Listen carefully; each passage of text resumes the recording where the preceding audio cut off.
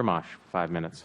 Thank you, Mr. Chairman, and thank you, Mr. Donahoe. It's good to see you again. Good to see you. I have a few questions. When was the last year the Postal Service had a profit? I think we had a profit in 2006, maybe 2007. I can't be 100% sure. One of those 2 years. Okay, thanks. How much money did the Postal Service lose in the first quarter of 2012? With our requirement to pre-fund about $3 billion and $300 million. And how much do you expect to lose for the entire fiscal year? Depending on how we finish the year, probably in the vicinity of about $14 billion. We're a little ahead of our revenues right now, and people have done a great job holding costs. The pre-funding for this year accounts for both this year and last, so that's $11 billion of those dollars. Now, last year, Congress acted at the last second to give you some temporary relief from the pre-funding. What does the lack of certainty of whether or not you'll have to make your payment each year do for your plan for profitability and your overall business model? We have to get that resolved. That's what we're proposing right now in terms of the health care proposals and the overall plan. But I will tell you, it's much larger than us. This is an industry issue. People, to give you an example, if you're worried about the Postal Service being able to deliver your bills and statements, and you're worried about your cash flow as a large company, you're going to start thinking about alternatives. The faster we get this resolved, the faster people don't have to worry about alternatives to the mail. And that echoes nicely with my next question. In November 2011, you addressed the National Press Club, and according to the transcript, you said, quote, "You know that phrase, speed kills. Well, the lack of speed will kill the Postal Service. There's a stark choice. A more flexible business model that allows us to control costs quickly, or very large losses that will ultimately burden the taxpayer." End quote.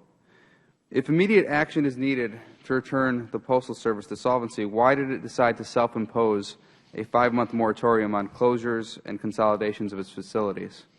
We were approached by members of the Senate, and they asked us, in order to keep some stability with the employees and the customers, if we would agree to wait to give them an opportunity to get legislation out and over to the House and get the legislation through the House and up to the President for signature. I didn't think that was an unreasonable ask. As we work through these processes to consolidate facilities, it's not going to happen all at once. The way we consolidate will be done in a very thoughtful and careful method, so we don't disrupt service. We are looking for the bottom line cost reductions, and we'll get those. But these consolidations will happen over the course of the next year. So you were supportive of the Senate's request, then? They asked me for that consideration. I had no issue with that.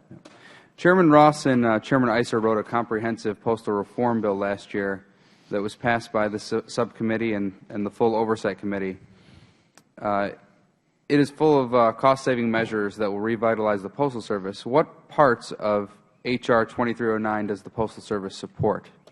We support the FERS refund. We support the ability to move and consolidate the network. We support the ability to move to consolidate from 6-day to 5-day delivery. Practically everything in the bill we are in support.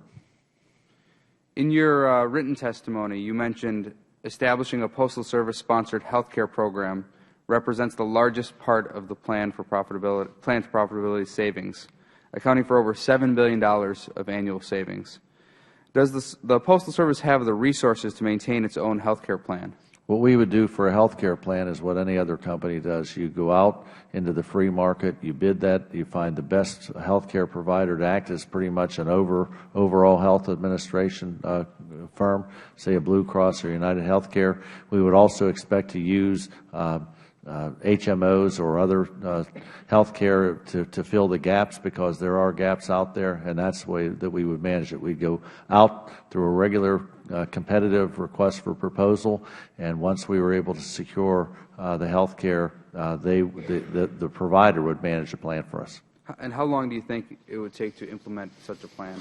We have had some discussions with healthcare companies to understand that, to actually test out our ideas and see if they are sound. We would have to go through a request for information on RFI to get more and then go out with an actual bid. We think that we would be able to have a healthcare plan ready by 2014. All right. Thank you, Mr. Donahoe.